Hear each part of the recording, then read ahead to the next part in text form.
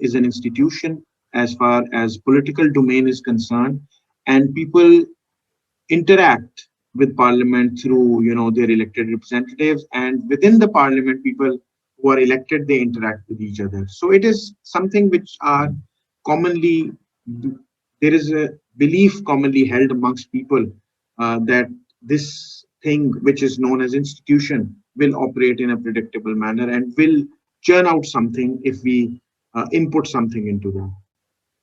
और institutional mechanisms जो होते हैं ये मौजूद होते हैं सोसाइटीज के अंदर for interactions amongst people, among between the state and the people, between the state and the private sector, between the state and the third sector, and citizens and all people, they interact through these institutions.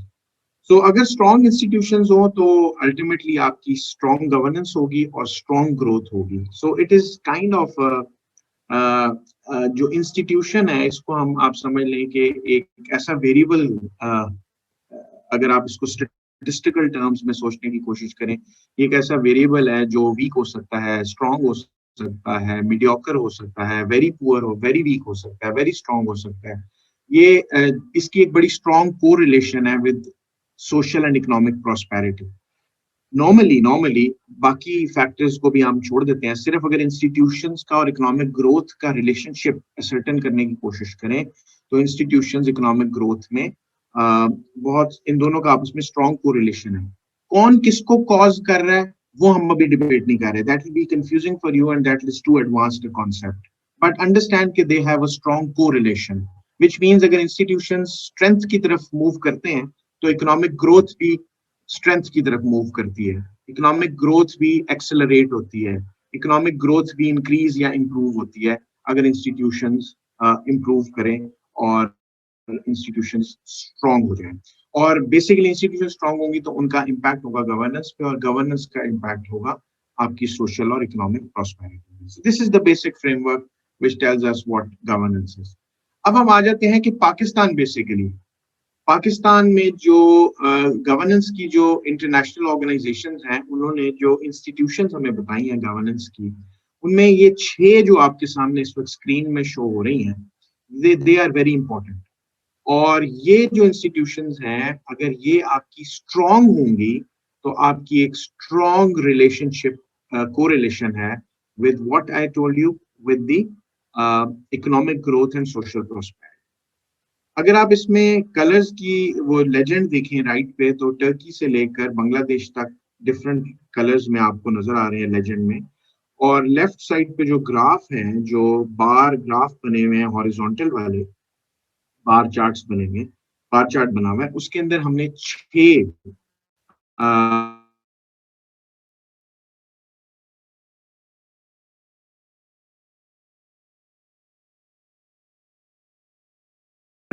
नजर आ रहा है.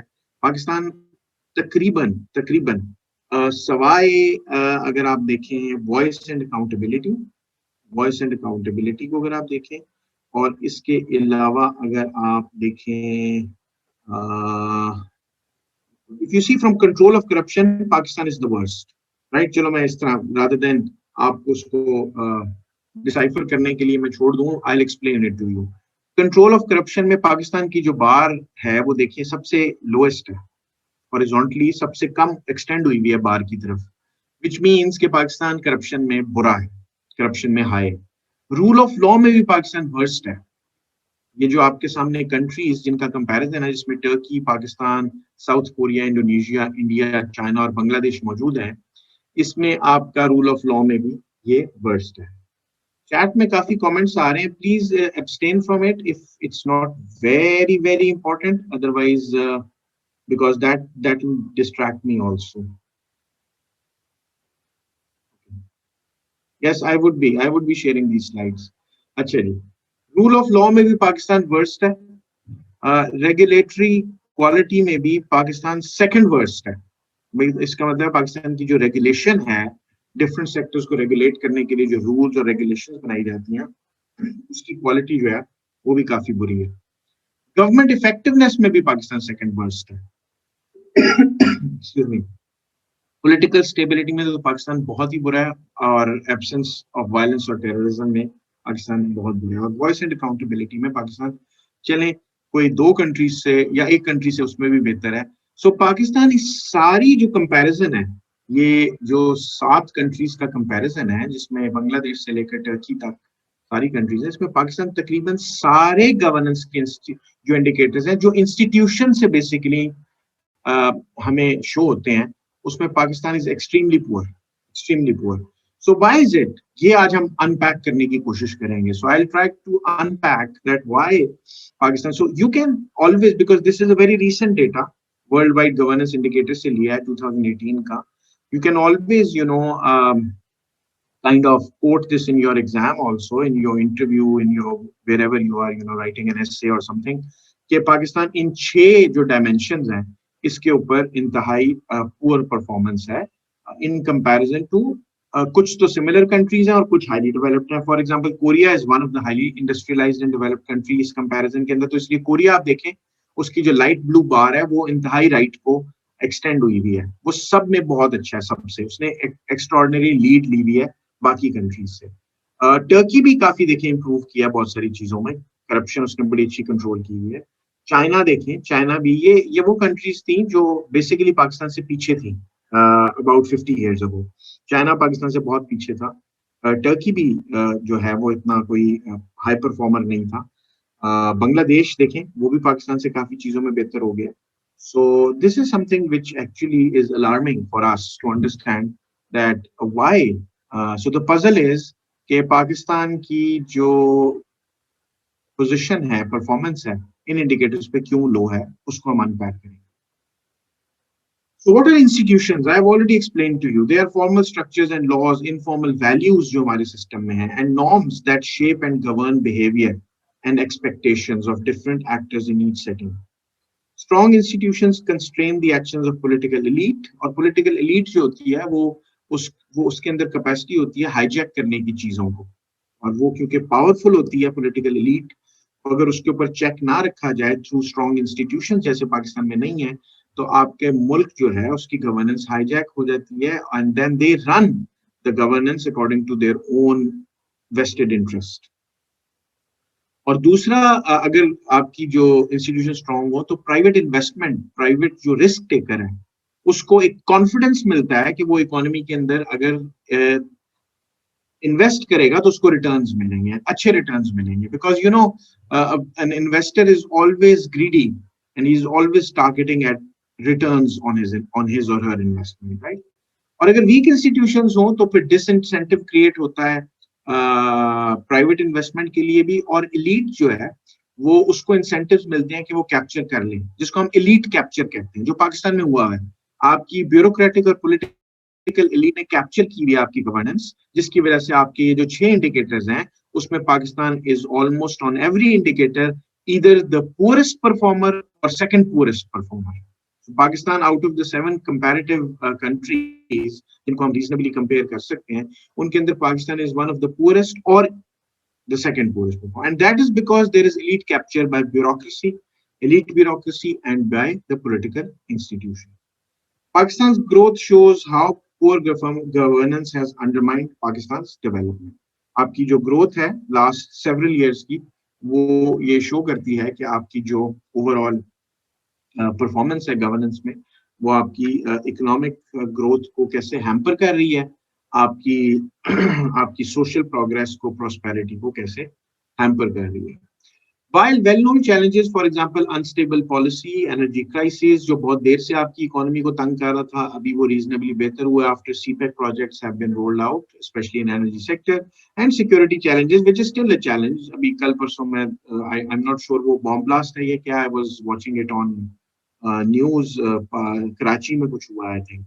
So similarly, you see these kinds of things which actually have created for a very long period of time a big challenge for your economy to grow, because your economy is facing this handicap where, you know, these major things which are required for economic prosperity and growth, they were missing. Policy environment stable नहीं थी, आपकी crisis था energy का, और आपके security challenges। इसके अलावा weak institutional apparatus, जिसकी वजह से आपकी skilled manpower नहीं है, आपके जुडिशियल प्रोसीजर्स, कॉन्ट्रैक्ट इन्फोर्समेंट के इतने लेंथी, इतने इलेबोरेट, इतने कॉम्प्लेक्स हैं। पॉलिटिकल रिस्क कितना है आपके मुल्क के अंदर, किसी यू आर सो अनसर्टेन कि कब पॉलिटिकली क्या हो जाएगा। कभी कोई एस्टेब्लिशमेंट की बात कर रहा है, कभी कोई खलाई मखलूक की बात कर रहा है, कभी कोई कह रहा है कि जी बाजवा साहब आप क्या आप जिम्मेदार हैं, कभी कोई कह रहा है जी ये फलाना पपेट है, कभी कोई कुछ कह रहा है। So it's such a kind of risky kind uncertain environment कि उससे आपका इंस्टीट्यूशनल अपरेटस भी वीक है और दूसरा एलीट कैप्चर भी हुआ है। और आपके ये सिक्योरिटी चैलेंजेस और एनर्जी क्राइसिस इतने लॉन्ग पीरियड तक रहा, आपकी पॉलिटिकल पॉलिसी एनवायरनमेंट इतनी विम्सिकल, इतनी नॉन साइंटिफिक रही कि आपकी ओवरऑल इंस्टीट्यूशंस और गवर्नेंस का जो रिलेशनशिप है फॉर इकोनॉमिक ग्रोथ वो भी वीक रहा। और ये दोनों इदारे ये दोनों जो थी जो आपकी ये जो नोशन है between weak, strong institutions and strong governance and then strong economic growth, ये आपका at play नहीं आ सका। These governance definitions have undermined the private sector, reduced market efficiencies, and hampered overall macroeconomic growth environment. जी मैं देख लेता हूँ chat box में कुछ है। Oh, you can't see me? Okay, let me turn on my camera. I'm sorry, I thought that. Now you guys can see me?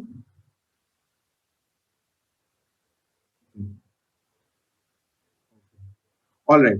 So these governance deficiencies have undermined the private sector, reduced market efficiency, and hampered all overall your macroeconomic environment, right?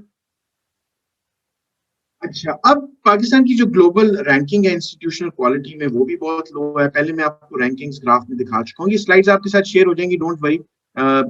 You will get these slides as your notes, and just try to understand the concepts and try to understand the relationships and try to understand the nitty-gritty of why governance is bad and what are the causes and how we can improve that. So Pakistan carries a heavy and growing fiscal burden and requires improvements in public finances, especially transparency का जो aspect है। और transparency क्या होती है, जहाँ पे information openly flow कर रही हो amongst the stakeholders. और Pakistan has reduced routinely endured high fiscal deficits, क्योंकि यहाँ पे एक इंस्टीट्यूशनल क्वालिटी ठीक नहीं थी, एक आपको पहले भी मैं बता चुका हूँ पॉलिसी एनवायरनमेंट जो है वो इतनी अनप्रेडिक्टेबल है, फिर आपकी टेररिज्म, सिक्योरिटी, और फिर आपका फिस्कल जो प्रूडेंस है। फिस्कल मींस आपकी टैक्सेशन साइड और आपकी एक्सपेंडिचर साइड। आपकी एक्सपेंडिचर जो है वो इतने नॉन डेवलपमेंटल हैं, without any prudent and pragmatic approach. If they are sent to, I would say, I will use a very obnoxious word, they are thrown to dogs.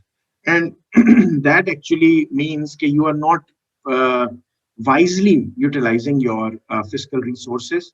And there is also lack of transparency. People don't exactly know where their money is being spent. That is why they avoid taxes, they evade taxes. और इसकी वजह से आपका जो overall जो public financial system है वो भी काफी खासा बुरा हो चुका है at policy and operational levels, right? Okay जी, लेट्स मूव ऑन। इसी तरह आपका जो फेडरल प्रोविंशियल लेवल के दोनों, it's not just federal level पे आपका पब्लिक फाइनेंशियल जो मैनेजमेंट है वो बुरी है, आपकी जो पब्लिक फाइनेंशियल मैनेजमेंट है वो प्रोविंशियल लेवल पे भी खासी वोन आउट है, काफी it's in a bad shape, it's not very good कि आपके प्रोविंसेस भी अपने लेवल पे अच्छी रेवेन्यू रेज कर सकें और अच्छा अपने लेवल के ऊपर अपना वो कर सकें, स्पेंडिंग भी कर सकें। ओवरऑल आपका इसी वजह से, क्योंकि आपकी फिस्कल प्रूडेंस नहीं है, तो आपकी जो एसेंशियल सर्विसेज हैं इकोनॉमी में, हेल्थ है, एजुकेशन है, एनवायरमेंटल इश्यूज हैं कि लोगों की health, not just public health का सिस्टम है, उसकी भी आपकी जो है खासी बेसिक सैनिटेशन फैसिलिटीज हैं, आपकी बेसिक इंफ्रास्ट्रक्चर है, वो भी आपकी नहीं मीट हो पा रही। And then another issue which is creating a burden and pressure on our meager resources is high growth of population. Pakistan is one of the highest in the region. I think it is the highest. It's more than India, it's more than Bangladesh, it's more than Sri Lanka, it's more than I don't know Afghanistan, but I think it should be comparable to Afghanistan. If it's not equal, it's not less. I think it should be more. And the youth bulge and increasing urbanization due to increased population is creating also pressure on your already meager resources. For example, your water resources, your access to clean drinking potable water, your sanitation facilities, which are actually much less in supply than demand. तो ये सारा overall framework है। इसको अगर मैं सारी इस जो भी स्लाइड्स मैंने आपके सामने 5-6 प्रेजेंट की हैं, इनकी समरी करूं तो पाकिस्तान में इंस्टीट्यूशंस वीक रही हैं एलीट कैप्चर की वजह से, और एलीट ब्यूरोक्रेटिक और पॉलिटिकल एलीट है। और इसके अलावा आपकी जो ओवरऑल अप्रोच है टुवर्ड्स गवर्नेंस वो खासी नॉन प्रोफेशनल, और उसके अंदर रेवेन्यू जो है वो प्रूडेंट तरीके से ना स्पेंड किया जाता है, ना कलेक्ट किया जाता है। आपकी पॉपुलेशन के हवाले से कोई पॉलिसी इफेक्टिव नहीं है, आपकी हेल्थ और एजुकेशन के हवाले से कोई पॉलिसी जो है वो इफेक्टिव नहीं है, जिसकी वजह से आप लो परफॉर्मर हैं, जो मैंने आपको सेकंड स्लाइड में ग्राफ दिखाया। चलें जी, let's take on some questions if there are, and then I will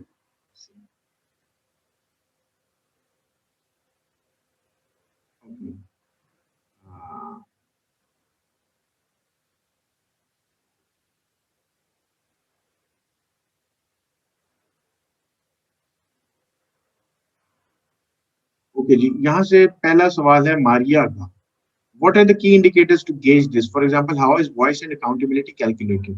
Maria देखिए, ये एक कॉम्प्लेक्स एक इकोनॉमिक मॉडल होता है जिसके तहत सोशल इकोनॉमिक मॉडल बिल्ड किया जाता है, इकोनॉमिक सोशल मॉडल है, जिसके तहत देखा जाता है कि लोगों की कितनी वॉइस एंड पार्टिसिपेशन, और फिर अकाउंटेबिलिटी का मैकेनिज्म्स क्या है for those who are in authority, for example political authority, administrative authority, और फिर अकाउंटेबिलिटी करके कितने लोगों को रिस्पॉन्सिबल ठहराकर उनको पनिश पिनलाइज किया जाता है।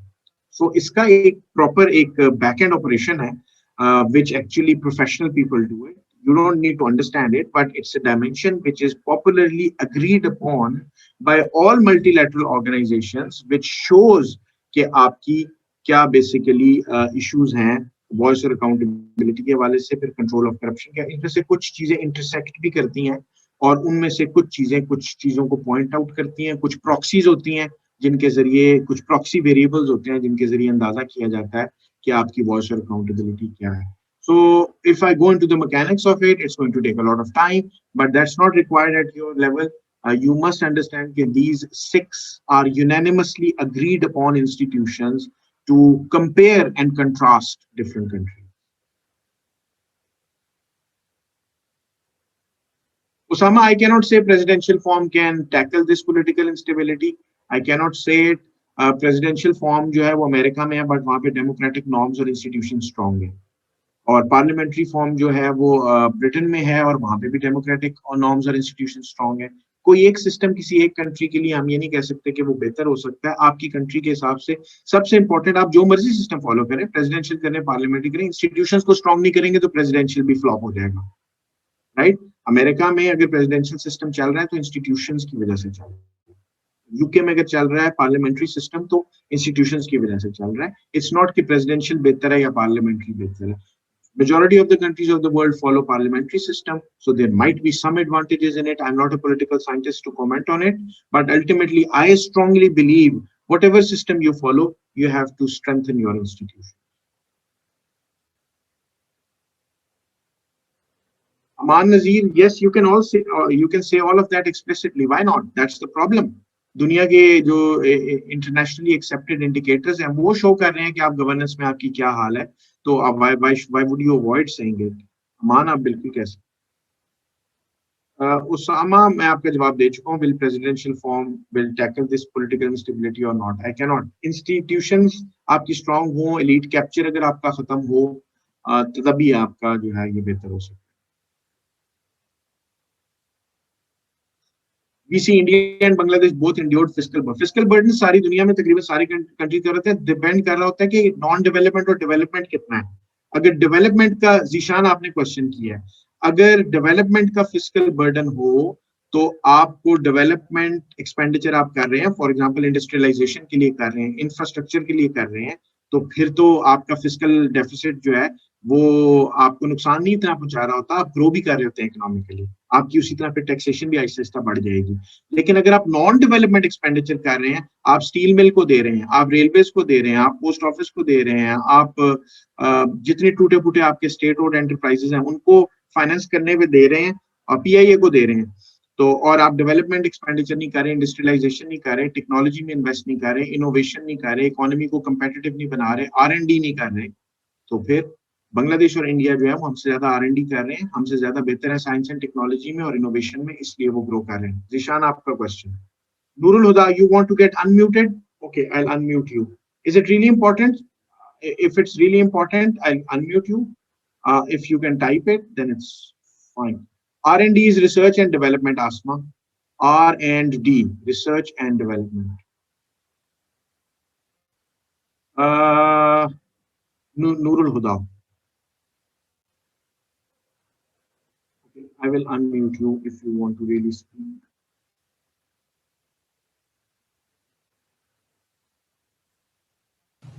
Assalamualaikum, sir. Walaikum salam. Ji, ji. Sir, my question has partially been answered, but question is this: कि India has taken loan IMF on only one occasion, while Pakistan has taken it on 22 occasions. So Yes. aside from this, कि वो developmental budget पे spend कर रहे हैं and also they have stronger institutions, हम और कौन सी ऐसी reasons सोच सकते हैं कि India has never gone back to the IMF for any more loans? Yes, IMF पे जो है ना नूरुल हुदा इसलिए जाते हैं कि आपका बैलेंस ऑफ पेमेंट क्राइसिस होता है। मैं आपको म्यूट करने लगा हूं, अगर आपका आंसर ना हुआ क्वेश्चन तो फिर आप रेज कर दीजिएगा हैंड और मैं फिर दोबारा आपको अनम्यूट कर दूंगा, ठीक है? Okay, so I am answering your question. IMF पे इसलिए जाया जाता है कि आपका balance of payment crisis, balance of payment जो है उसमें दो अकाउंट्स होते हैं, एक को करंट अकाउंट कहते हैं, एक को कैपिटल अकाउंट कहते हैं। आप इसकी निटी ग्रिटी में नहीं जाना, you are not an economist, right? Don't try to make life difficult for yourself. Just understand what I'm trying to say. Understand the philosophy behind it. आप दुनिया के साथ जो ट्रांजैक्शंस कर रहे होते हैं वो आपकी करंट और कैपिटल अकाउंट में शो हो रही होती हैं। आपकी कंट्री में कितना पैसा आ रहा है, कितना जा रहा है, सिर्फ सिंपल स्ट्रेट फॉरवर्ड टर्म्स में। तो पाकिस्तान एक्सपोर्ट ओरिएंटेड इकोनॉमी नहीं है। इंडिया और बांग्लादेश ने अपनी एक्सपोर्ट ओरिएंटेशन बहुत इंप्रूव की है लास्ट सेवरल ईयर्स में, स्पेशली इंडिया ने और बांग्लादेश ने भी। Bangladesh, can you believe Bangladesh is competing against Pakistan's cotton products, finished cotton products? Bangladesh is not a cotton producer, but they have based their cotton industry learning from South Korea. A person went there, एक पूरी story है उसके पीछे। वो वापस आया, उसने आके वहां पे स्टिचिंग यूनिट्स लगाए, उसने स्पिनिंग जो भी अपना उसने टेक्सटाइल के हवाले से इन्वेस्टमेंट्स करवाई और फिर उसने बांग्लादेश में से एक्सपोर्ट्स करनी शुरू की कॉटन की फिनिश प्रोडक्ट्स। पाकिस्तान इसलिए बार बार जाता है IMF पे कि पाकिस्तान इंडस्ट्रियलाइजेशन और एक्सपोर्ट ओरिएंटेड इकोनॉमी नहीं बन रहा। पाकिस्तान इंपोर्ट्स के ऊपर पाकिस्तान का बहुत बड़ा ट्विन अकाउंट डेफिसिट है। Current account which means trade account और वर्कन रेमिटेंस आपके मुल्क में नहीं आती बिकॉज आपका पैसा जो है वो अनस्टेबल है, इंस्टेबिलिटी है मॉनेटरी रिजीम में।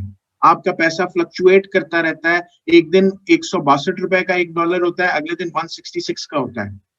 You see, why would people send money to your back home? They will keep them intact in their foreign currency at their place of work rather than sending them. ठीक है? और इसके बाद many people are in line. Sorry for this disruption, but students are waiting in the waiting room. So what I was saying is that Pakistan export oriented economy नहीं है। पाकिस्तान बिल्कुल basic agricultural commodities export करता है, उनको भी value add नहीं करता उनके अंदर। जो छोटी मोटी करता था कपड़े के अंदर, उसमें भी कंपेटिटर उसने पैदा कर लिए हैं। So that is why Pakistan has to go again and again to IMF to get some lifeline. I hope I have answered your question. So this is just the gist of what I wanted to tell you, right? Okay, जी। अच्छा, अभी मैं question और देता हूँ थोड़ी देर में. Let me cover some more work here, some more slides over here, and then I'll go back to your questions. अच्छा, अब ये जो देखें, ये look at this, जो safe drinking managed drinking water services हैं, वो आप देखें आपके मुल्क की किधर है. कोरिया को इसलिए बाहर में दिखाया गया है कि कोरिया इज हाईली इंडस्ट्रियलाइज्ड, उधर तकरीबन 100% ऑफ द पॉपुलेशन का एक्सेस है सेफ वाटर को. इवन बांग्लादेश में 60% एक्सेस है, आपके मुल्क में लेस देन 40 है. और 2002 से लेके 2015 तक कितने साल गुजरे, ऑलमोस्ट 15 सालों में, 13-14 सालों के अंदर आप नीचे डाउनवर्ड ट्रेंड है. इसलिए कि पॉपुलेशन ज्यादा बढ़ रही है, डिमांड बढ़ रही है, चीजों की सप्लाई नहीं हो रही उनकी, और सप्लाई बल्कि कम हो गई है, स्क्वीज कर गई है इन रिलेशन टू डिमांड. और आप सेफ ड्रिंकिंग वाटर भी नहीं दे सकते अपनी पॉपुलेशन. तो जस्ट इमेजिन कि आप कहाँ खर्च कर रहे हैं पैसा, नॉन डेवलपमेंट. ना आप फॉरेन एक्सचेंज अर्न कर रहे हैं एक्सपोर्ट्स करके, ना आप टैक्स सही कलेक्ट कर पा रहे हैं क्योंकि इकोनॉमिक ग्रोथ नहीं है, लोग पैसा नहीं दे रहे, right. So that is a problem which is creating issues for Pakistan. Second, अगला ग्राफ देखें तो basic sanitation. You see again amongst the three countries you are the lowest.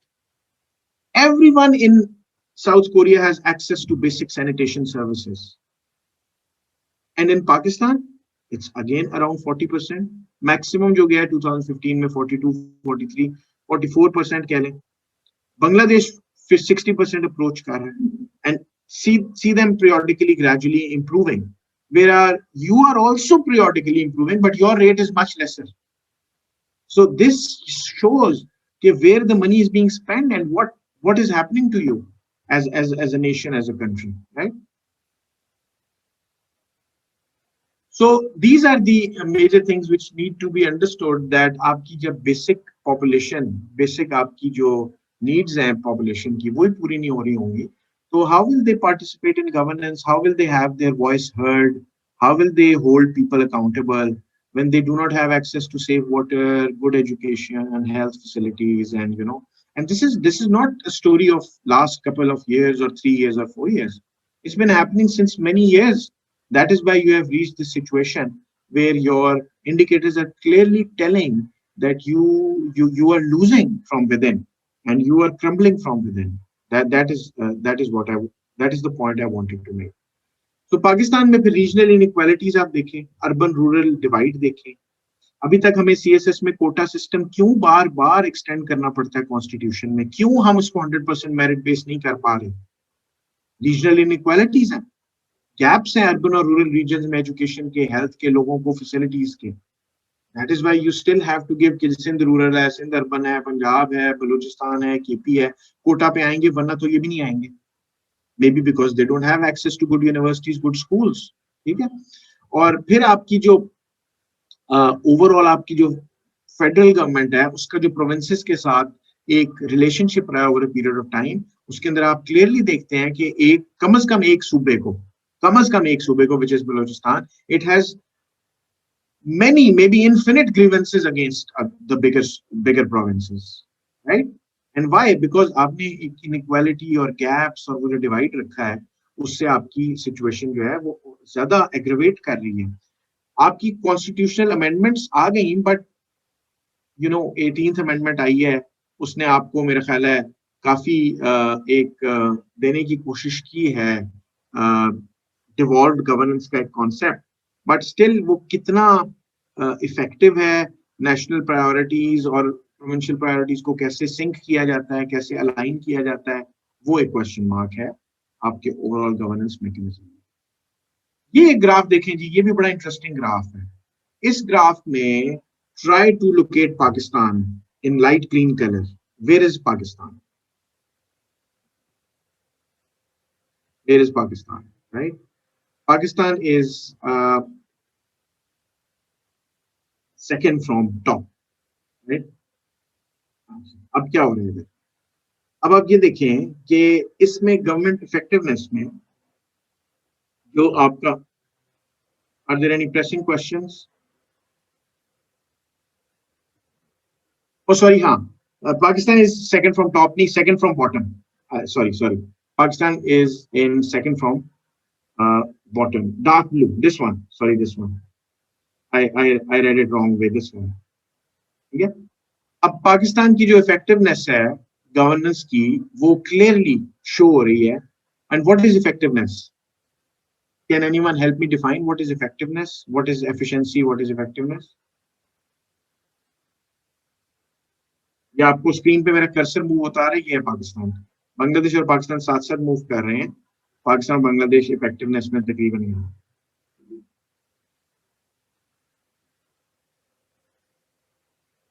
Ji, what do you think is effectiveness? Productively, law enforcement, बहुत सारी dimensions है, right? कितनी मौसर government आपकी, और government का फंक्शन क्या होता है? To make life predictable, to take life towards prosperity and progress, so that people can, you know,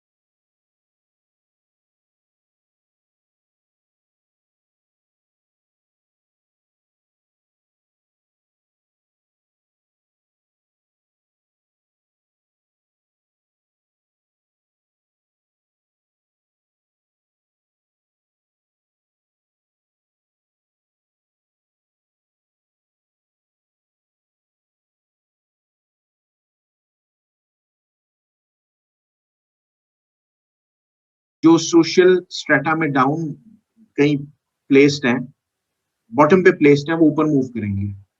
और आपकी वो सोशल जो डेमोग्राफी है, आपकी वो जो सोशल जो क्लासेस हैं, वो डिस्टर्ब हो जाएंगी, और इनसे पावर और एसेट्स और इनकी वो चीजें छिन जाएंगी. या अगर नहीं छिन जाएंगी तो एटलीस्ट कहीं एट पार आना शुरू हो जाएंगे इनके लोग, और वो फिर दे डोंट लाइक दैट. और इनकी पॉलिटिकल और इंस्टीट्यूशनल जो इनकी पॉलिटिकल पावर, इकोनॉमिक पावर है, वो हर्ट हो जाएगी. ठीक है जी. So basically they do not want it, and the major is, I've explained in the other bullets, is the reason that they are scared, they are apprehensive, and they want to carry on with the unequal distribution of power, wealth, status, economic assets, because that will actually help them in the long run. दूसरा क्या है आपका? Regime switches and political instability.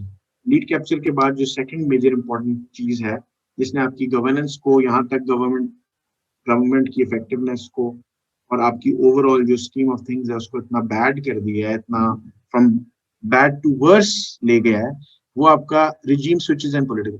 आप regime switches अगर देखें, आप मेरे से बेहतर पाकिस्तान की हिस्ट्री को, पॉलिटिकल हिस्ट्री को पढ़े हैं, आप फ्रेश भी हैं.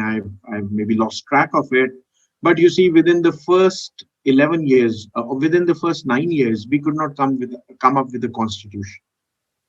Continuous एक जो टग ऑफ वॉर थी वो चलती रही, एक continuous एक quarrel, एक जो आपस के डिफरेंसेस थे, आपस की जो डोमेस्टिक राइवलरीज थी, वो चलती रही.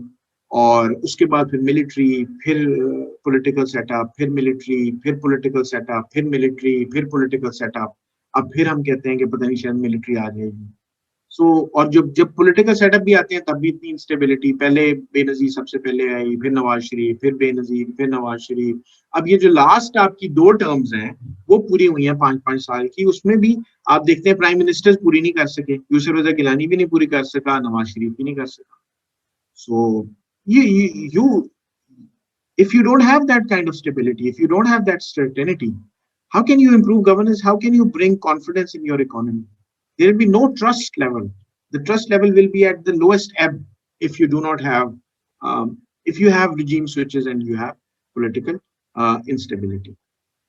ठीक है, यही मैंने एक्सप्लेन किया है स्लाइड्स के ऊपर.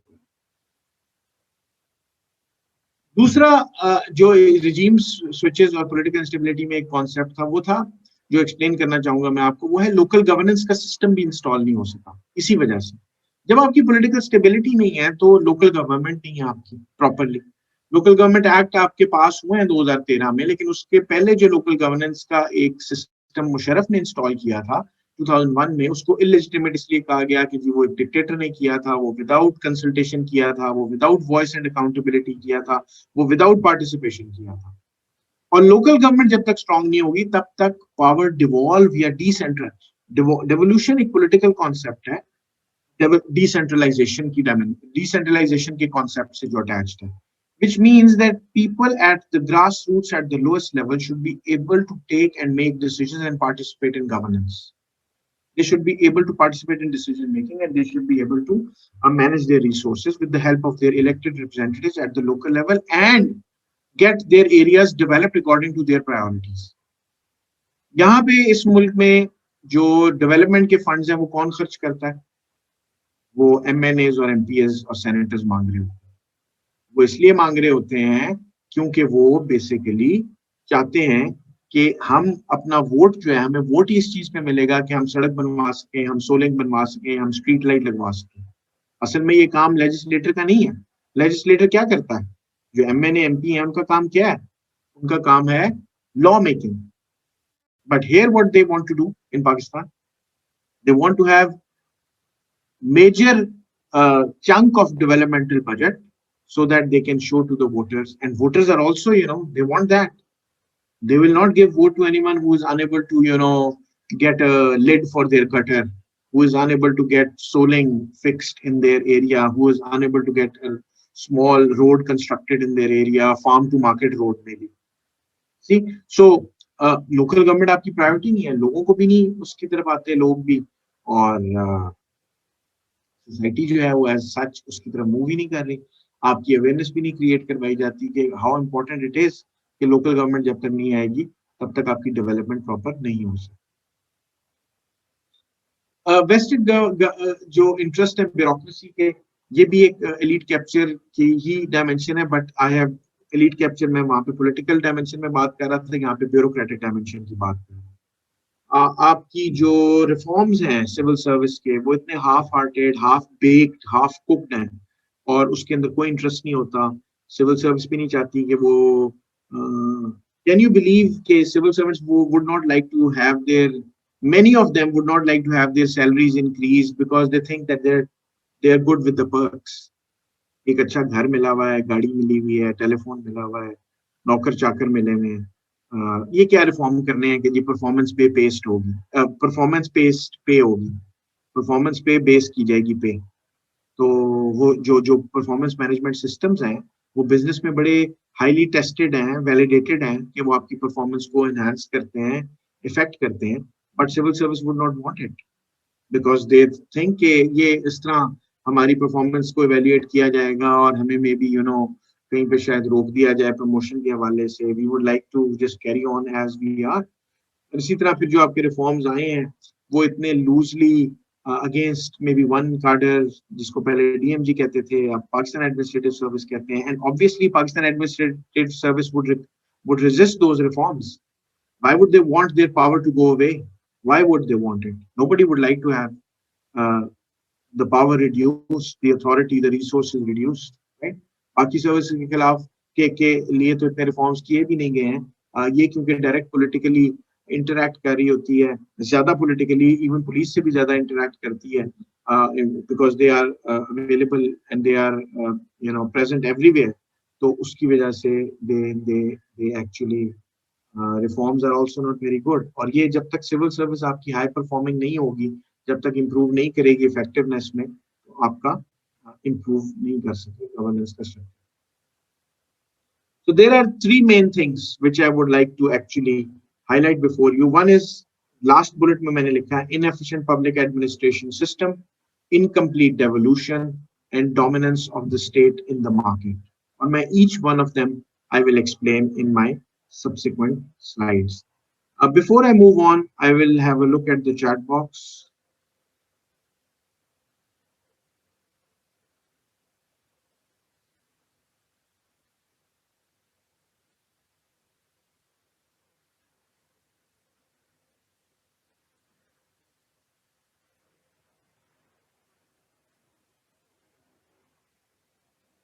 The difference in policies of alternating governments, exactly, political, civil, military, intermittent governments, बिल्कुल ठीक है.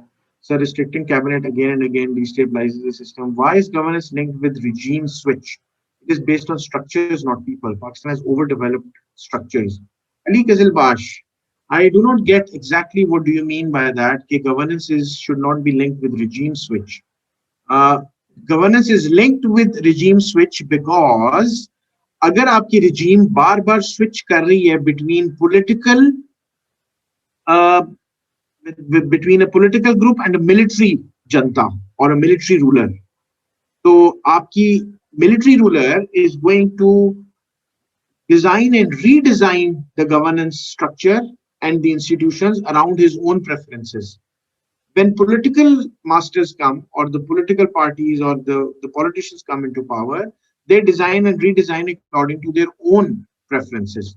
और जब ये आपकी regime switch होती हैं, तो उससे आपकी वो जो governance के institutions हैं, वो जो mechanisms हैं, वो disturb होते रहते हैं. अगर आपकी continuity रहे regimes के अंदर के political regimes ही rule करती रहे और एक political तरीके से displace हो या political तरीके से replace हो, तो फिर वो structures जो हैं वो strengthen होते जाते हैं over a period of time, जैसे इंडिया में हो रहे हैं, right? तो वो होगा. And I do not understand what you mean by overdeveloped structures. I do not understand that. Maybe you can write it again. And ji, no power transfer to third tier, बिल्कुल ठीक है. Authoritarian mindset, बिल्कुल ठीक है.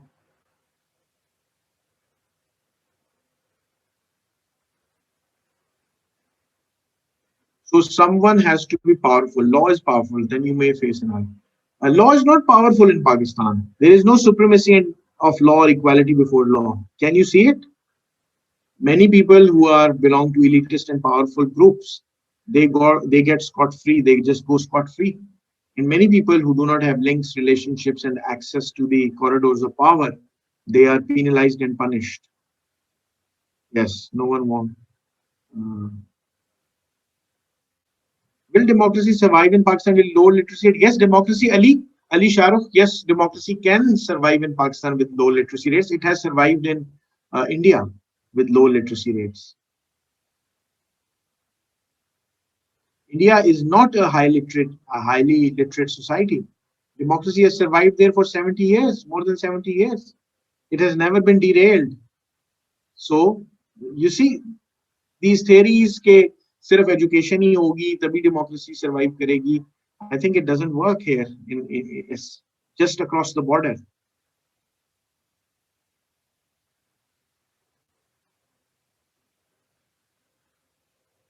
Reforms जो हैं वो एक बड़ा डेंजरस और नोटोरियस वर्ड है, और इसको सुनते साथ ही सिविल सर्विस एकदम अलार्मिंगली कॉशियस हो जाती है, अलार्म हो जाती है, और वो इसको कभी भी नहीं करने देगी.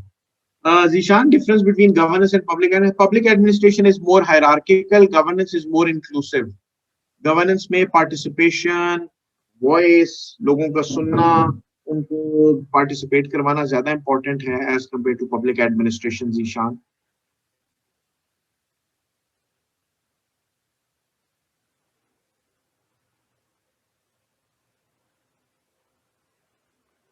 जी, अब मैं दोबारा चलता हूँ जी स्लाइड्स की तरफ, और फिर मैं आपकी तरफ इसके बाद आता हूँ, क्वेश्चंस को दोबारा आगे लेता हूँ.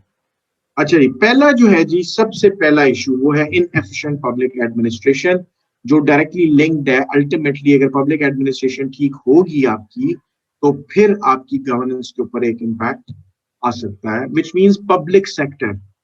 Bye public administration I want to say how public sector behaves. ये एक कंपोनेंट है गवर्नेंस इंप्रूव करने के लिए. पाकिस्तान में आपने इफेक्टिव गवर्नमेंट देखी, काफी नीचे थी. पब्लिक एडमिनिस्ट्रेशन सिर्फ इनइफेक्टिव नहीं है बल्कि इनएफिशिएंट भी है, which means they waste resources. और उसकी वजह क्या है? Pakistan public sector is an extension of colonial era bureaucratic structures. जो कॉलोनियल इरा में गवर्नमेंट की पॉलिसी को कंप्लायंस के लिए बनाया गया था, ब्यूरोक्रेटिक स्ट्रक्चर खड़ा किया गया था. ब्रिटिश ने अपनी पावर को परपेचुएट करने के लिए वो ही स्ट्रक्चर जो है वो आपने इनहेरिट किया, और उसी स्ट्रक्चर को आपने किसी ना किसी सूरत में रिटेन किया हुआ अभी तक। उसके अंदर चेंजेस जरूर आई हैं, it's not exactly as it was, but it is still, it gives that, it has that aroma, it has that color, it has discolored but it still has that color. उसके remnants, उसकी उसकी जो impact था, bearing था, वो भी तक है। इसमें पॉलिटिकल और टेक्निकल प्रॉब्लम्स दोनों हैं आपकी पब्लिक सेक्टर में। पॉलिटिकल प्रॉब्लम क्या है कि उसका डिजाइन, उसकी हायरार्की कैसे होगी, उसकी relationship between different departments, coordination और पॉलिटिकल इंटरफेरेंस, ये उसकी सबसे बड़ी पॉलिटिकल प्रॉब्लम है, आपकी पब्लिक सेक्टर की bureaucracy.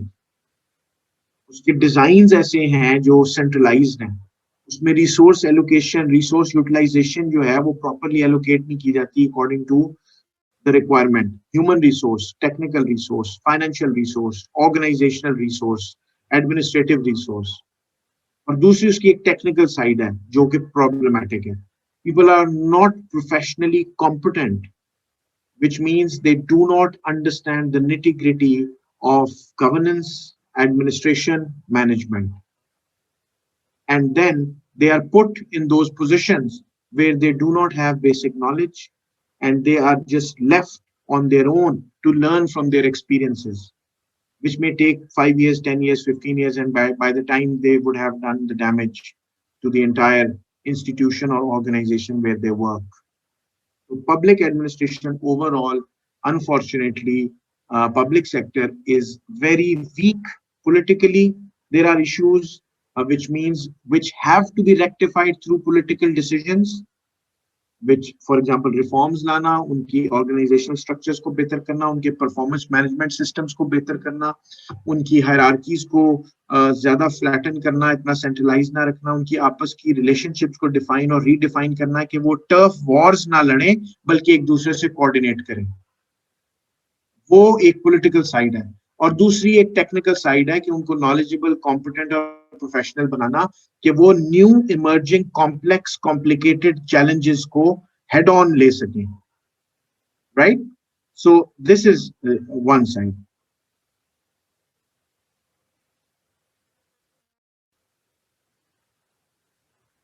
Second, absence of strong HRM, human resource management.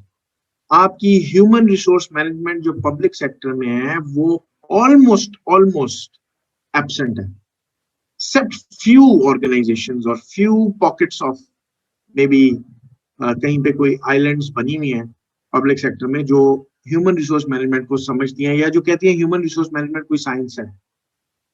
If you go and tell someone who is a typical bureaucrat, who is a typical Pakistani public sector manager, he would say HRM यार ये business sector की बातें हैं, यहाँ पे applicable नहीं होती। इतना आसान है चीजों को जस्ट शेल्फ कर देना, चीजों को पुश अवे कर देना। It's so easy in Pakistan, it's extremely easy कि यहाँ पे एप्लीकेबल नहीं है, ये यहाँ नहीं हो सकता, ये यहाँ की बातें नहीं है, ये कहीं मार्स की बातें हैं, जुपिटर की बातें हैं, ये प्लूटो की बातें हैं, सन की बातें हैं, मून की बातें हैं। इतना इजी है यहाँ पे। So just you will see it, you will practically see it. People would discard any innovative ideas, any inventive ideas, any creative ideas, even create any concepts which you will borrow from literature and try to tweak them, tinker with them, modify them, and apply them. They would say, okay, this is not applicable, right? आपकी जो recruitment है 12 occupational groups जो आप Aspire कर रहे हैं federal service में जाने के लिए, do you know it is more of a generalist kind of an exam which actually prepares you, which tests more of your English language skills rather than testing you for some modern management or specialized kind of skills. It tests you how much knowledge you have on current affairs, how much good you can write in your essay, how much you can memorize Pakistan's historically dates in Pakistan history, how much you can memorize different ayats and verses of Quran and things like that.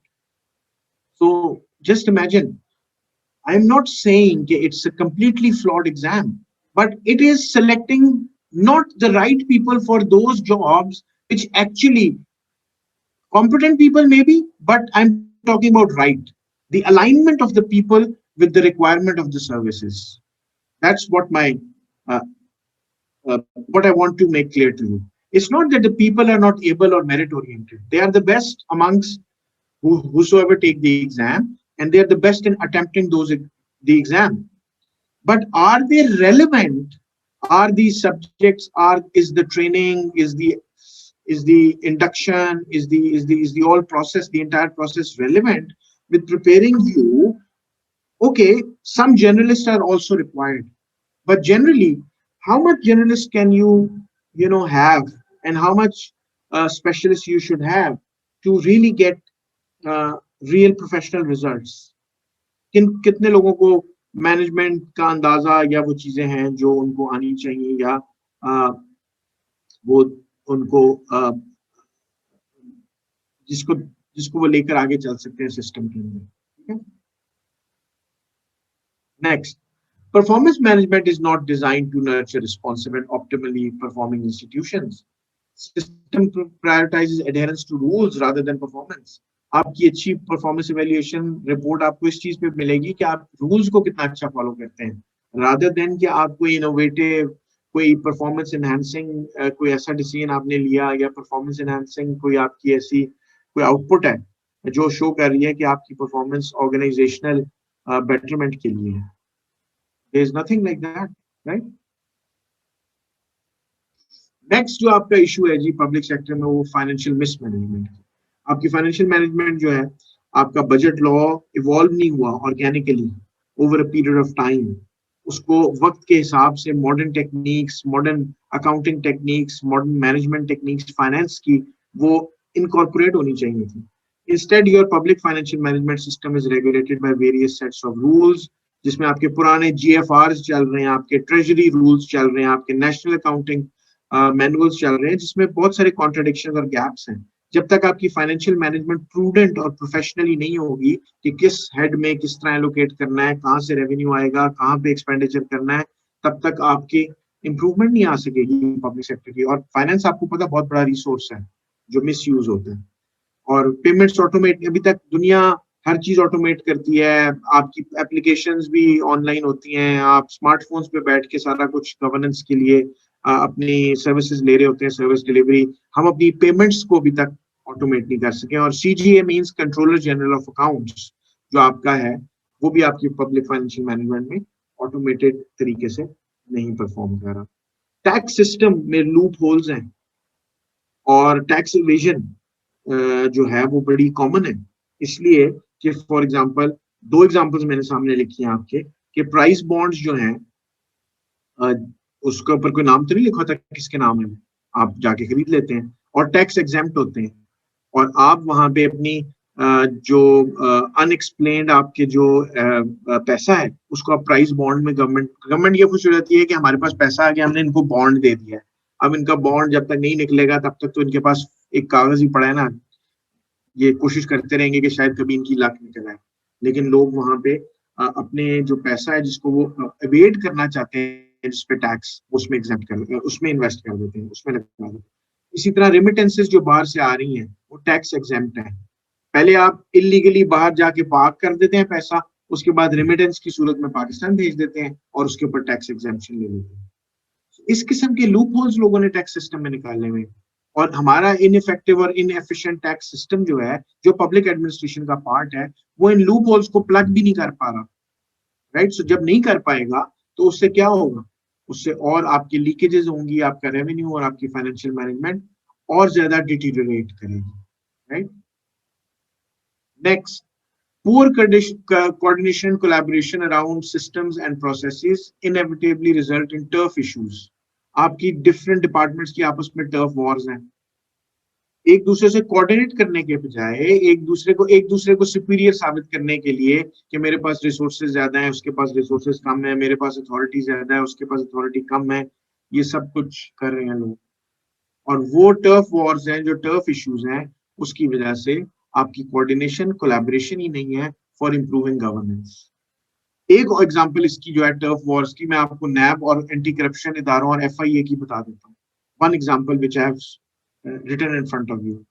नैब भी एक इदारा है जो anti corruption कर रहा है। 4 anti corruption provincial entities भी है, FIA भी है। FIA स्पेशल इकोनॉमिक क्राइम्स के ऊपर भी कर रहा है, नॉर्मल के अंदर भी कई जगह पंगा कर देता है।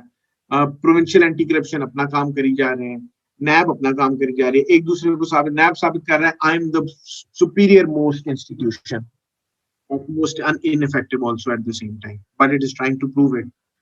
प्रोविंशियल एंटी करप्शन जो है वो कुछ करते ही नहीं है, उनको एंटी करप्शन कहना शुरू कर दिया लोगों ने एंटी करप्शन के बजाय, कि वो खुद करप्शन कर लेते हैं, राइट। और FIA की भी आपको पता ही है कि कितनी ऑनेस्टी और कितनी इंटेग्रिटी FIA के साथ स्टीरियोटाइप है। तो लेकिन आपस में तीनों की वॉर जरूर है, आपस में टर्फ इशू जरूर चल रहे हैं कि हम साबित करें कि FIA जनाब जो FIA में जाता है वो सबसे पावरफुल ऑफिसर होता है, जो नैब में होता है वो उसका भी पावरफुल होता है, वो साबित करने की कोशिश कर रहा है, एंटी करप्शन वाला कह रहा है कि मैं साबित। So these kind of just one example to give you an fair idea कि what is happening in public administration. जी अब तक के कोई क्वेश्चन? जी ये पहला जो था मेजर इशू ये हमने किया।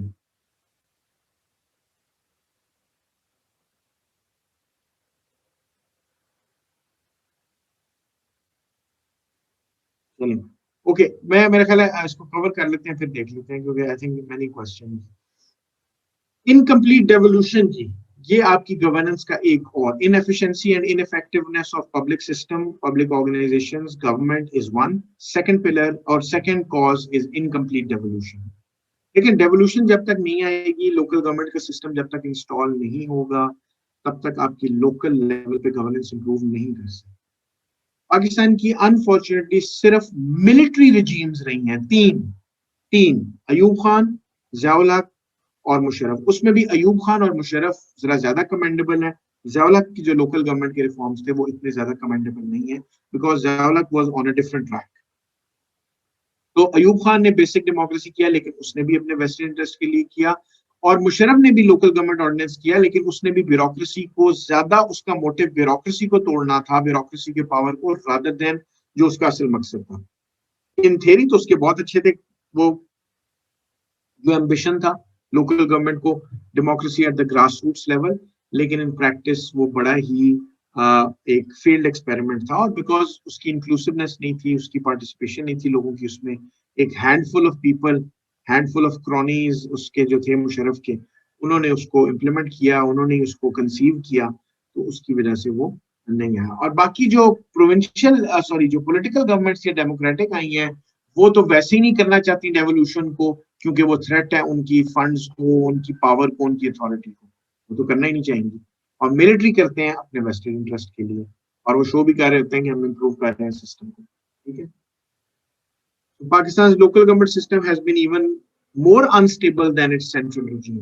बहुत ही अनस्टेबल है। लोकल गवर्नमेंट का कहाँ नाम सुनते हैं आप पाकिस्तान में? हमें पता ही नहीं है कि हमारे इलाके में डिस्ट्रिक्ट गवर्नमेंट कैसे परफॉर्म कर रही है, तहसील गवर्नमेंट कैसे कर रही है। आपके लोकल गवर्नमेंट एक्ट्स पास हुए हैं 2010 और 13 में, और बड़े हेस्टिली पास हुए हैं, और उनमें भी वो पूरी तरह इम्प्लीमेंट नहीं हुए हैं, क्योंकि मुशर्रफ के लोकल गवर्नमेंट ऑर्डिनेंस को डू अवे करना था। It was done away with, and then these local government acts were passed in Sindh, Punjab, KP and Balochistan. से पंजाब सिंध केपी में 2013 में, और बलूचिस्तान में 2010 में। लेकिन इतनी वेरिड इनकी इम्प्लीमेंटेशन है, इतनी वेरिड इम्प्लीमेंटेशन है, because I have told you there is political capture.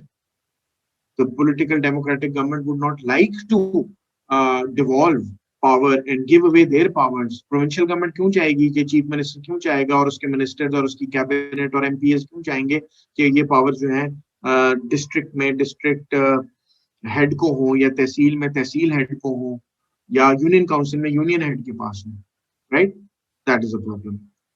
The reallocation of function to provinces जो 18th अमेंडमेंट के जरिए किया गया था, उसमें भी अब आप देख रहे हैं कि दोबारा सेंट्रलाइजेशन हो गई है। फॉर एग्जाम्पल आपके बहुत सारे जो फंक्शंस थे हेल्थ के, एजुकेशन के, वो प्रोविंसेस को आगे डिवॉल्व करने चाहिए थे, लेकिन वो प्रोविंस ने अपने पास रखे हुए, फिस्कली, पॉलिटिकली और एडमिनिस्ट्रेटिवली, पैसे के वाइज भी, पॉलिटिकल डिसीजंस भी, और एडमिनिस्ट्रेटिवली रन करने के लिए भी। और बहुत सारी गवर्नमेंट जो है वो स्टिल प्रोविंशियल लेवल पे पावर्स रिटेन करती हैं, बल्कि लोकल बॉडीज को हटा भी देती हैं, उनको रिमूव भी कर सकती हैं, सस्पेंड भी कर सकती हैं। सो you know, chief ministers and provincial governments, they are still ruling with a lot of power and with a lot of, I would say, authority, a lot of fiscal, political, and administrative resources. Legal environment for operation of local governments undermines their proper functioning. आपके LGAs, which means local government acts, तो आपके adopt हुए हैं, लेकिन आपका constitutional भी requirement है कि आपकी जो local governments उनको किया जाए, establish किया जाए. Article 140A आपका जो है clearly ये mandate करता है कि उनको fiscal, administrative और political authority दी जाए local governments को local level पे. लेकिन चीफ मिनिस्टर जो है वो कभी भी नहीं चाहेंगे, वो कभी भी नहीं कर रहे, और वो इसकी सपोर्ट भी नहीं करते, बिकॉज वो जो है ऑटोनॉमी मिल जाएगी और प्रोविंशियल अथॉरिटीज से वो सेपरेट हो जाएंगे और वो अपना अपना खुद रन करेंगे अपने लोकल लेवल के ऊपर. फिस्कल डेवल्यूशन भी नहीं है, एडमिनिस्ट्रेटिव नहीं है, पॉलिटिकल नहीं है, तो फिस्कल भी नहीं है. और फिस्कल का ये मतलब है कि आप पैसा जनरेट करने की कैपेसिटी और पैसा खर्च करने की कैपेसिटी नहीं रखते लोकल लेवल के ऊपर. जब आप लोकल लेवल पे ना पैसा जनरेट और पैसा खर्च करने की कैपेसिटी रखते, तो आप डेवलपमेंट कैसे करेंगे, लोगों के साथ कैसे उनको इन्वॉल्व करेंगे गवर्नेंस के अंदर. ठीक है, आपका एनएफसी इतना डिस्प्यूटेबल रहा है. अब रिसेंटली उसके अंदर कोई थोड़े से उन्होंने वेटेज रीअसाइन और असाइन किए हैं पॉवर्टी के ऊपर, पॉपुलेशन को इनवर्स पॉपुलेशन डेंसिटी डाला है और चीजें डाला है, जो आपका 7th एनएफसी था.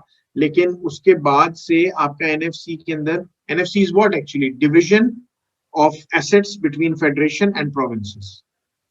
पहले उसमें पंजाब के ऊपर उंगली उठती थी कि जी पंजाब सारे पैसे ले जाता है. फिर बलूचिस्तान को उन्होंने उसके कंसर्न्स रिमूव करने के लिए उसके वेट असाइन किए हैं कि कैसे डिस्ट्रीब्यूट होगा पैसा, उसके ऊपर काम नहीं होगा, मतलब प्रॉपरली उसके ऊपर. देखिए अब तक उसका डिस्प्यूट चल रहा है.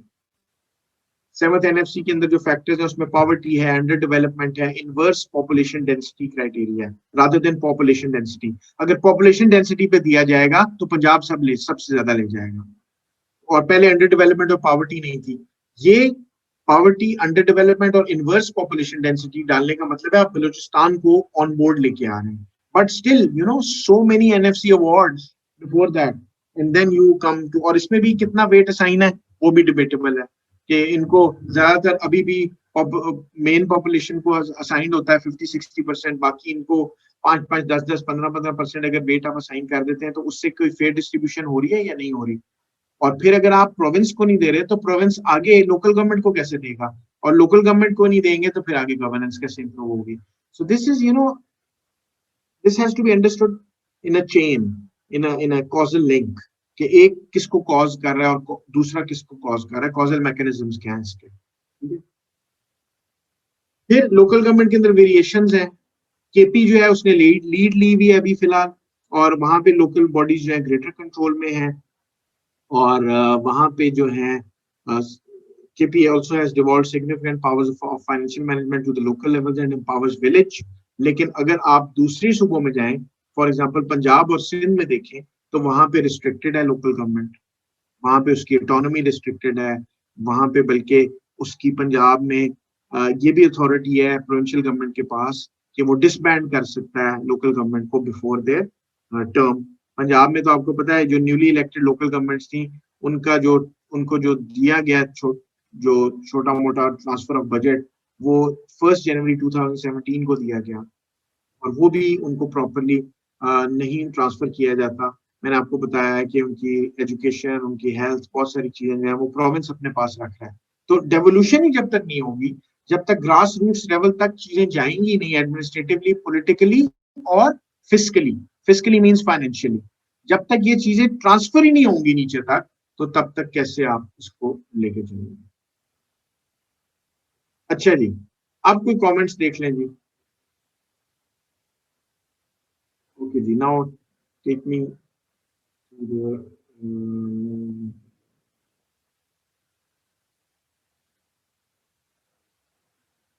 okay.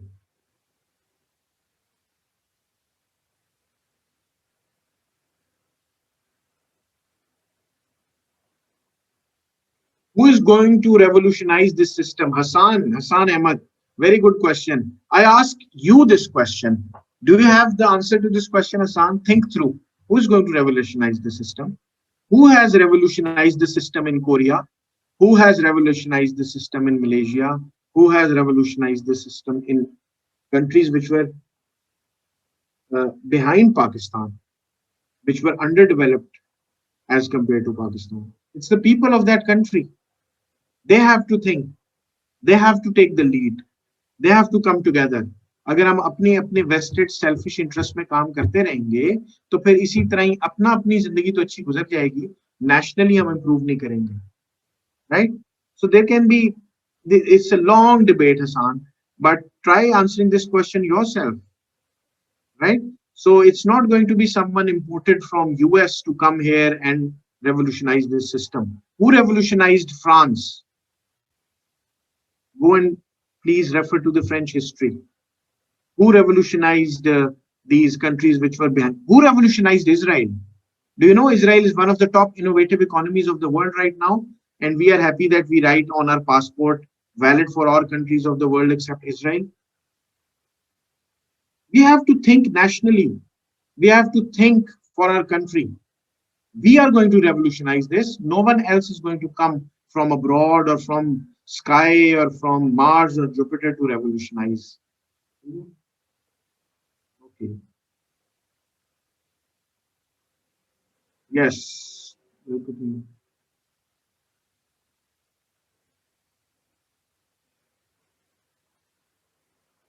Ittihaj, I am saying this, can we say this, that we will be the next corrupt elites among them in future?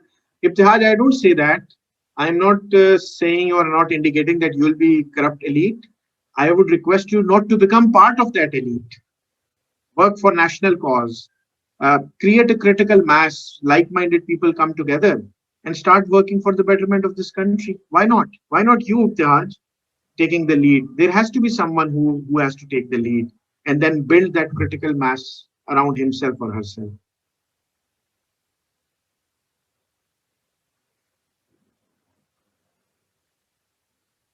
किरण, मैं बिल्कुल आपको एंड पे दूंगा. किरण जाहिद ने मेरे से क्वेश्चन किया, any suggestions for improving? Definitely Kiran, अभी तो मैं पॉइंट आउट कर रहा हूँ इश्यूज, आगे सोल्यूशन की बात भी करेंगे. Is there no positive factor present in our governance? Asma, unfortunately जो कंडीशंस हैं, इंडिकेटर्स हैं, उसके तहत तो कोई पॉजिटिव फैक्टर नहीं है. आप अगर कोई है तो जरूर शेयर कीजिए, जरूर होंगे. I am not saying, but generally speaking on a broader macro scale, अगर कहीं पे छोटी छोटी सी कोई अच्छी आपको चीजें मिल भी रही हैं तो वो छोटे लेवल पे हैं, उससे नेशनल इम्पैक्ट नहीं हो रहा. Asma, good question, very good question, कि सिर्फ डिस्करेजमेंट और सिर्फ डिमोटिवेशन नहीं होनी चाहिए, but there are small islands और pockets of excellence, but those have to come together collectively to improve the national stature.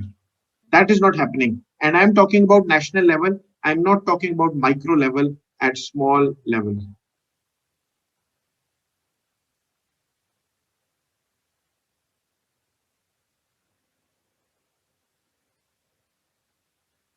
Asma, local bodies like का मतलब यह है कि लोकल बॉडीज होती हैं जो डिस्ट्रिक्ट काउंसिल्स होती हैं, तहसील काउंसिल्स होती हैं, यूनियन काउंसिल्स होती हैं, और ये आपके लोकल इलेक्टेड रिप्रेजेंटेटिव्स होते हैं जो आपकी डेवलपमेंट में रोल प्ले करते हैं और आपकी पॉलिटिकल वॉइस बनते हैं at higher level.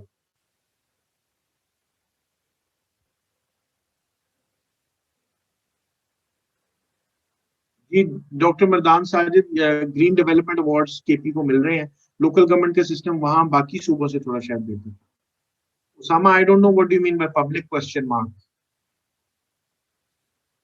iPhone has messaged me, what is the role of strong civil society in governance? Very important role of civil society. आपको मैंने पहली डेफिनेशन क्या बताई है? State and non state actors coming together through informal and formal mechanisms for, you know, taking decisions for the country. That's so very important. Saif Khalid, elite are well entrenched. Elite are definitely well entrenched. Elite were well entrenched in France before revolution. Elite were well entrenched in USSR before Bolshevik revolution. I'm not saying, I'm not asking you to go for a revolution or a rebellion, but at least in this modern world where there are tools and techniques to coordinate, to build public opinion, we should make use of those. to get rid of this elite? Who is going to get rid? Nobody else is going to come from any other country to help us get rid of this elite. We should not look for foreigners to come here.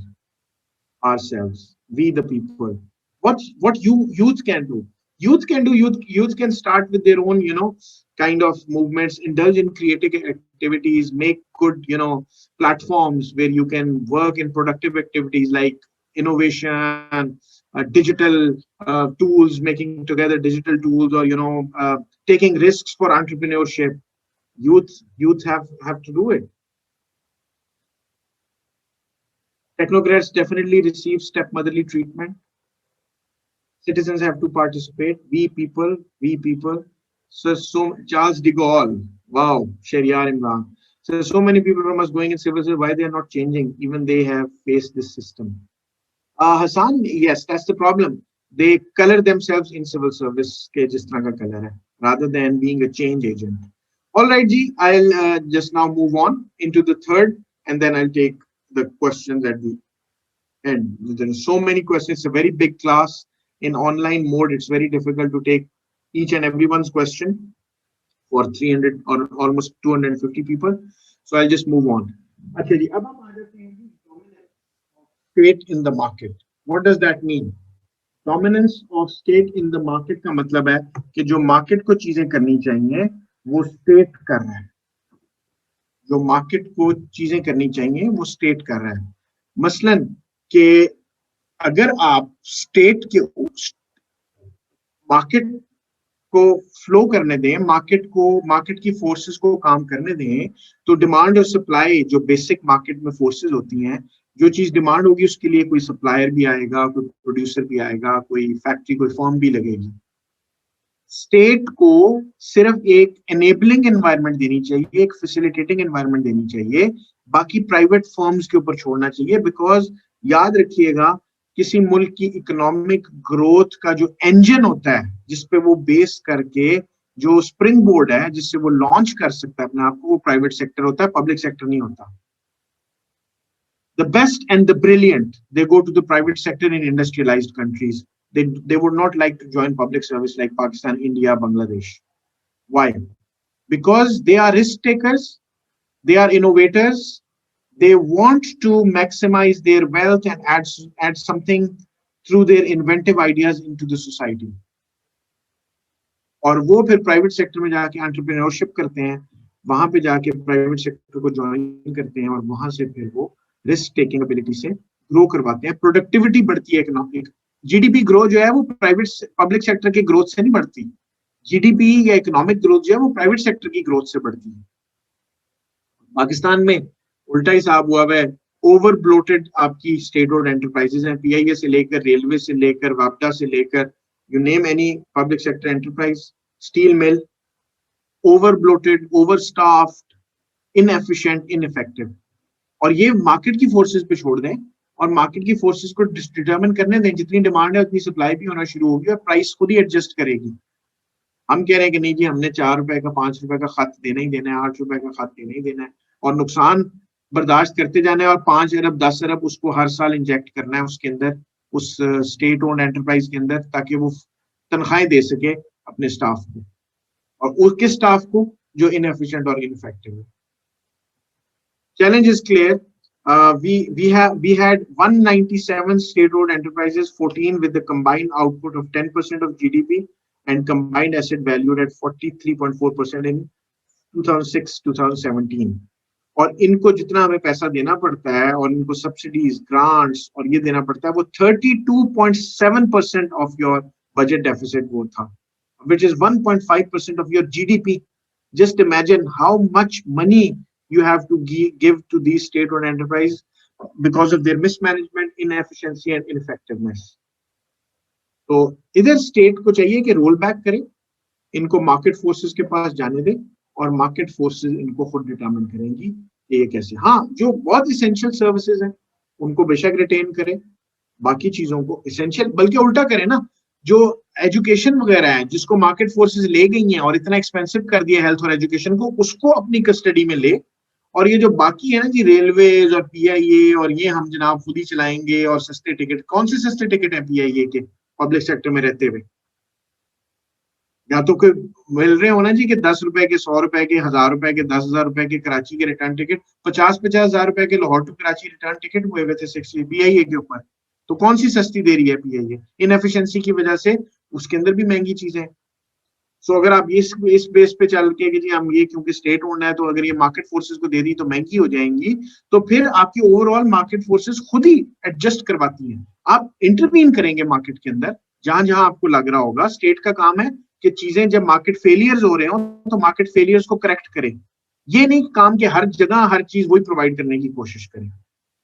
जहां provide करना चाहिए वहां provide नहीं करते हैं। ना हमारा health system provide करता है वो चीजें, ना एजुकेशन प्रोवाइड करता है। सब लोग महंगे स्कूलों में, प्राइवेट स्कूलों में बच्चों को भेजते हैं जो अफोर्ड करते हैं, स्टेट के स्कूल्स में भेजते नहीं। वहां फेलियर हो रहा है तो उसको थोड़ा सा उसके अंदर इंटरवीन करे, रादर देन के पीआईए मैंने चलानी है जी और उसका 10 अरब का खसारा मैंने देना ही देना है। वो 10 अरब किसी अस्पताल पे, किसी स्कूल पे लगा दें। राइट, ओके जी, आगे चलते हैं। Pakistan growth requires stronger market institutions including effective management of state. अगर जिनको रखना ही रखना है उनको फिर इफेक्टिव मैनेज करें, उनके लिए प्रॉपर कॉर्पोरेट गवर्नेंस का सिस्टम लेके आए, उनकी रेगुलेट करें और उनमें उनकी एक्टिविटीज को बेहतर तरीके से करें। आपका एजुकेशन और हेल्थ केयर सिस्टम मैं बता चुका हूँ, उसको इंतहाई नॉन कम्पेटिटिव, इंतहाई पैथेटिक सिचुएशन के अंदर है, उसको इम्प्रूव करना चाहिए। आपके सामने एक डेटा है लास्ट बुलेट में, जरा इसको देखिए। Out of 137 countries for which the data are available, Pakistan is ranked 111th on health provision, basic health, and 129th on health and primary education. ठीक है, तो अब आप ये देख लें कि क्या आपका जो है कंडीशन। अब ये this is not me doing it, these are international agencies which publish these numbers. So कोई नंबर भी आपका इनकरेजिंग जो है वो नहीं नजर आ रहा। तो state, I don't know what will they do. This is the mortality rate of infants and life expectancy at birth. Look at Pakistan and look at India's, and look at China's. Pakistan की जो mortality rate है वो कितना up है, सबसे ज्यादा है पूरी कंट्रीज में। यानी कि जो इन्फेंट्स, जो 1000 लाइव बर्थ्स होती हैं बेबीज की, उनमें से ऑलमोस्ट 65 के करीब डेथ्स हो जाती हैं। और लोएस्ट देखें आप कोरिया में अबाउट 2 और 3। इंडिया की आपसे बहुत बेहतर है। हाँ, लाइफ एक्सपेक्टेंसी में भी आप देखें, आप लोएस्ट है, इंडिया के करीब है लेकिन फिर भी लोएस्ट है। ठीक है, दूसरा adult literacy, Turkey 95, China 95, India 70 almost, Pakistan 57। So very clear in front of you, all indicators show what is the current state of affairs. Absenteeism schools में और अस्पतालों में, सरकारी में very common, टीचर ही नहीं आते, ghost schools, ghost dispensaries, ghost basic health units। उसकी वजह से प्राइवेट सेक्टर आ गया और प्राइवेट सेक्टर आपको एक्सप्लॉइट करता है, हेल्थ में भी, एजुकेशन में भी। राइट, तो एब्सेंटीज्म एक बहुत बड़ा इशू है हमारे दोनों पब्लिक एजुकेशन सिस्टम में और पब्लिक हेल्थ सिस्टम में। आपकी जो प्राइवेट सेक्टर्स हैं वो प्रोलिफरेशन हो गई है उनकी बहुत ज्यादा, और वो फिर आपको बेहतर क्वालिटी प्रोवाइड करने का झांसा भी देते हैं कई, और उनकी स्टैंडर्डाइजेशन नहीं की जा रही, उनको रेट नहीं किया जा रहा। वो मुंह उठा के कभी फीस को 10% बढ़ा देते हैं, कभी फी जो है वो 20% बढ़ा देते हैं। क्वालिटी उनका कौन मॉनिटर कर रहा है, no idea.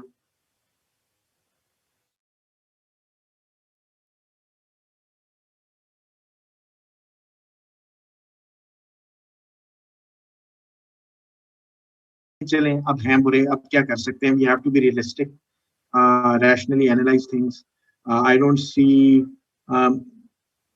this is not what I say.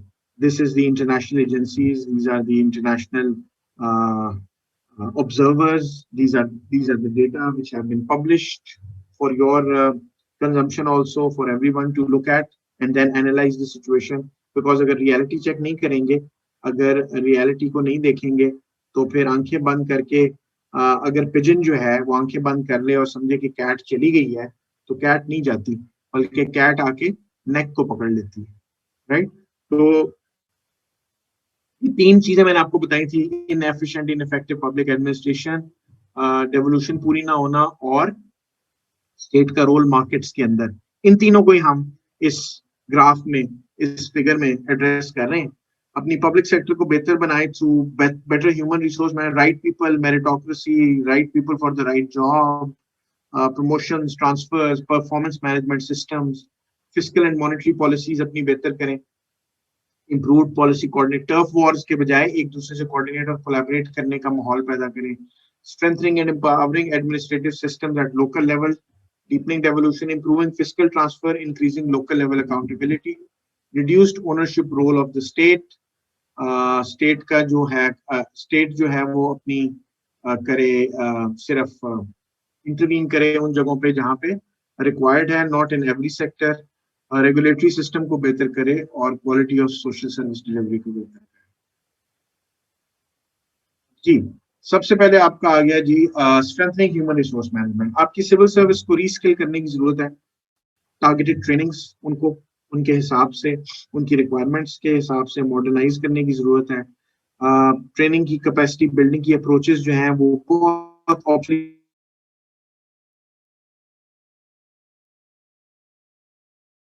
होती जा रही है। की नई नई टेक्निक्स और नए नए स्किल्स दुनिया में बड़े पॉपुलराइज हो रहे हैं, उनको थोड़ा सा बेंचमार्क करें, उनको अंडरस्टैंड करने की जरूरत है, और उसके हिसाब से अब ये चीजें जो है ये सिविल सर्विस की एक टेक्निकल साइड है, जो सिविल सर्वेंट्स खुद भी मिलके इकट्ठे होके सोच सकते हैं कि कैसे हम अपनी इम्प्रूव करें, अगर पॉलिटिकल मास्टर्स नहीं भी हमें उसमें हेल्प करें। टेक्नोलॉजी को यूज करें अपने लेवल के ऊपर, पब्लिक फाइनेंशियल मैनेजमेंट के सिस्टम को बेहतर करें through efficient collection and use of public resources और टैक्स बेस। आप लूप होल्स जो हैं, जैसे मैंने आपको प्राइस बॉन्ड का लूप होल बताया था, जैसे मैंने आपको इंटरनेशनल रेमिटेंसेस का लूप होल बताया था, ये तो सिविल सर्वेंट्स को खुद प्लग करना चाहिए ना। इसके लिए कोई आपको इंतजार नहीं करना पड़ेगा कि जी कि आप इसका एक बनाए प्रपोजल और इसको फ्लोट करें कि जी ये क्यों हो रहा है ऐसे, और इसको प्लग करने की कोशिश करें। Play at least your role. अगर नहीं होता आउटकम, आउटकम के आप जिम्मेदार नहीं है, आपका एफर्ट के जिम्मेदार है। आप एफर्ट जो है वो भी नहीं कर रहे ना लोग। फिर ट्रेनिंग इंस्टीट्यूट्स के साथ मिलके उनको इम्प्रूव करने के लिए अब जो सीनियर सिविल सर्वेंट्स हैं उनको कहा जाए कि जी आप आके रोल प्ले करें ट्रेनिंग इंस्टीट्यूट्स में, हमें हेल्प करें करिकुलम डिजाइन करने के लिए। दे डोंट हैव टाइम। अगर आपके लिए नेशनल कॉज के लिए भी टाइम नहीं है आपके पास एज सीनियर्स या एज प्रोफेशनल ब्यूरोक्रेट्स या एज प्रोफेशनल सिविल सर्वेंट्स, तो फिर आई don't no what are you doing at your own seats if you just are signing files and just churning out worthless pieces of paper. Decision making जो है वो effective public administration के अलावा devolution को एक reality के तौर पे इम्प्लीमेंट करें। डेवोल्यूशन जो है वो एक रियलिटी पे। अच्छा, हमारा क्लास तो खत्म नहीं हुई अभी, आई एम नॉट श्योर कि हमारी क्लास कितने बजे खत्म होनी है। Please type the time in the chat box when the class ends. Oh, right. So I am like up, Master. Actually, only few slides are left. Just give me 3 or 4 minutes. 3-4 minutes, I'll finish it. Very long topic and very big class, so it has just taken time, more time than I thought. Oh, chat box is now flooded. Thank you. Carry on. अच्छा, फिर decentralise system आपका including expenditure, tax and revenue assignments, और ये सारी चीजें जो है ये आपकी रिफॉर्म प्रोसेस का पार्ट होने चाहिए जो डेवोल्यूशन की है। प्रोविंशियल एम्प्लॉइज, लोकल गवर्नमेंट को इंस्टॉल करें, प्रोविंशियल लेवल पे एम्प्लॉइज को स्ट्रेंथन करें उनको, क्योंकि जब आप डिसेंट्रलाइज कर रहे होते हैं, डिवॉल्व कर रहे होते हैं, तो उनकी पावर्स जो है, उनकी अथॉरिटी, स्किल्स, ट्रेनिंग, उनकी ability to understand issues at local level, अपने कल्चर के जिस सूबे में वो काम कर रहे हैं उसकी इकोनॉमिक्स, उसकी सोसाइटी के मुताबिक उनको ट्रेन करें, उनको स्किल करें। लोकल अकाउंटेबिलिटी का सिस्टम जो है वो इंस्टॉल करें। अकाउंटेबिलिटी तो फेडरल लेवल पे भी, प्रोविंशियल पे भी और लोकल लेवल पे भी, तीनों पे जब तक स्ट्रॉन्ग नहीं होगी। And play your role. हम यहाँ पे विसल ब्लोइंग से डरते हैं, विसल ब्लोइंग से इसलिए डरते हैं कि हमें विसल ब्लोइंग प्रोटेक्शन है नहीं ना, वो उसके बारे में बात होनी चाहिए। उसके बारे में कहाँ है हमारी मीडिया, कोई बात नहीं करती। कहाँ है हमारे इंटेलेक्चुअल जो थिंक टैंक्स हैं, क्यों नहीं बात करते वो? विसल ब्लोइंग लॉ होना चाहिए, अकाउंटेबिलिटी का लॉ ऐसा होना चाहिए। बस बातें हो रही हैं कि पॉलिटिकल वे, उससे फर्क क्या पड़ रहा है उनको, उन इदारों को कोई फर्क नहीं पड़ रहा। ये सिर्फ एक मेरी और आपकी एक कंजम्पशन के लिए येलो जर्नलिज्म, सनसनीखेज खबरें फैला के इम्पैक्ट क्या हो रहा है? 20 साल हो गए मीडिया को इस मुल्क में फ्लरिश होते हुए, क्या इम्पैक्ट हुआ? I don't see any. You see the governance indicators, क्या वो कर रही है? Right, strengthening the key organs of devolution for improve coordination. आपकी जो काउंसिल ऑफ कॉमन इंटरेस्ट बनी हुई है, जो 18th अमेंडमेंट के लिए एक फोरम बना है, फोरम है जो उसको इंटरेक्शन करवाता है, उसको स्ट्रेंथन करना।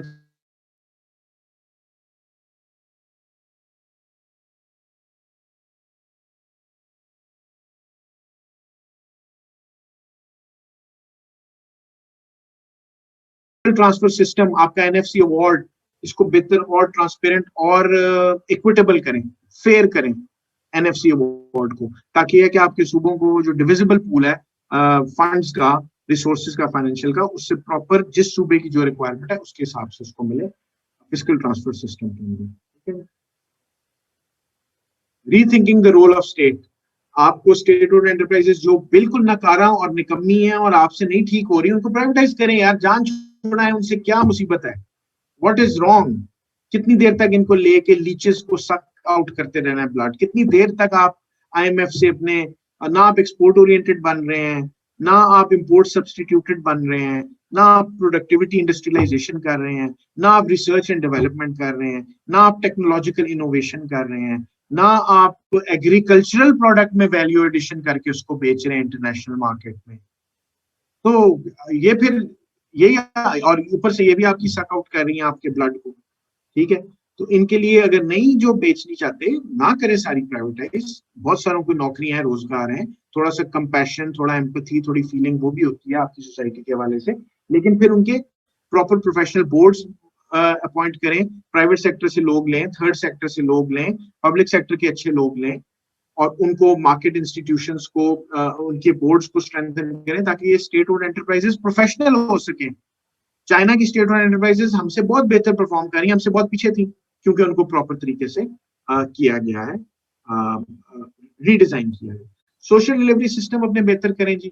अपनी हेल्थ एजुकेशन को प्लीज, पाकिस्तान जब तक नहीं समझेगा कि ये इंतहाई इंपॉर्टेंट सेक्टर्स हैं, इनमें इन्वेस्टमेंट्स चाहिए और आउटकम्स चाहिए, इनकी क्वालिटी एश्योरेंस और मॉनिटरिंग चाहिए। प्राइवेट स्कूल जो हैं वो अनरेगुलेटेड हैं, सेल्फ गवर्न कर रहे हैं। मैंने आपको बताया, फीस अपनी मर्जी से बढ़ा देते हैं, करिकुलम अपनी मर्जी से डिजाइन कर देते हैं, इतनी डायकोटमी है, वो इम्प्रूव होना चाहिए। तो यहाँ पे हम खत्म करते हैं जी। Thank you very much for your time. Yeah, I think a lot of questions in the chat box. I'm not sure how many I can take. You can, yes, नमाज बिल्कुल पढ़ें जी, नमाज बिल्कुल पढ़ें, पढ़ें। किसी का कोई बहुत प्रेसिंग क्वेश्चन है तो I can unmute you. I belong to 30th common training programme. I belong to 30th Common Training Program. I'm right now doing research on technology and innovation and its relationship with Pakistan's productive growth. So, thank you very much for your time, Ji. If you want to follow me, you can send me a request on LinkedIn. I'm on LinkedIn. You can definitely find me on LinkedIn, and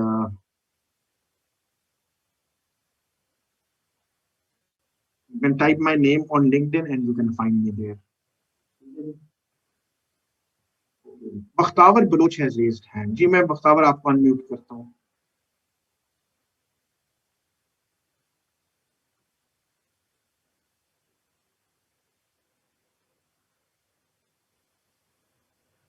Hello, Assalamualaikum.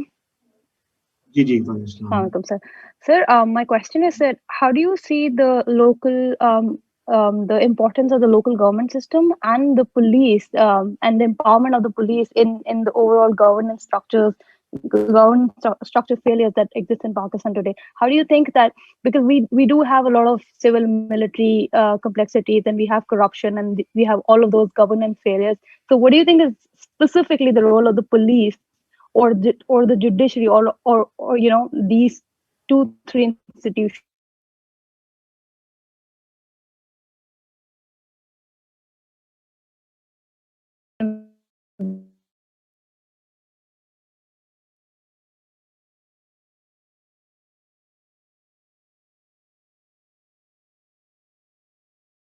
what should they do?